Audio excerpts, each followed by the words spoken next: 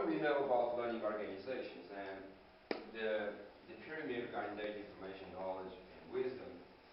From that pyramid, we can say that learning organizations were the first organizations to build an intangible resource that is knowledge.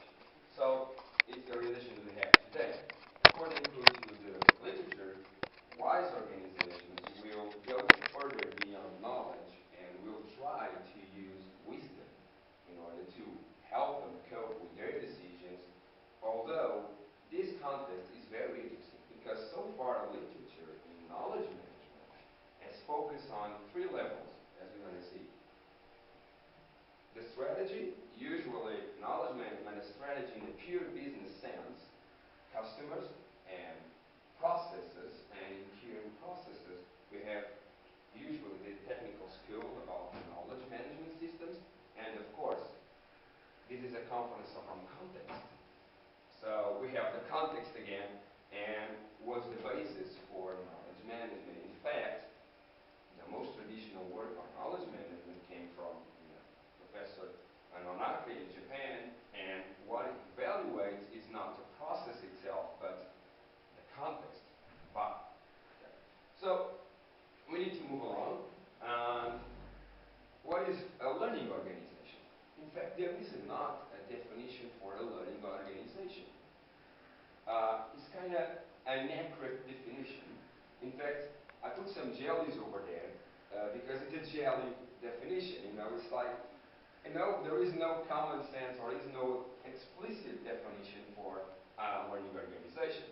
But above all, according to literature, a knowledge organization, or in this case, learning organization, has four pillars. It's cultural values, the role of the leaders, the communication process, and knowledge workers. Although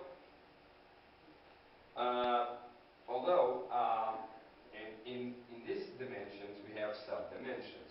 For example, regarding knowledge workers, the focus go on the learning process or the learning procedures throughout the organization, how people share their knowledge, how people create their knowledge, how this is communicated, and the main role of leaders. And in the study so far on leaders that focus on their role, their ethical responsibilities, and the cultural dimension, which is, in fact, the first bound of knowledge management when literature arises due to the context. But what people are starting to say will be a wise organization. According to Rowley and Gibbs, I can give you this kind of definition. Wise organization must create time for the virtues that allow wise, practical judgments to be made. Let us stop in here.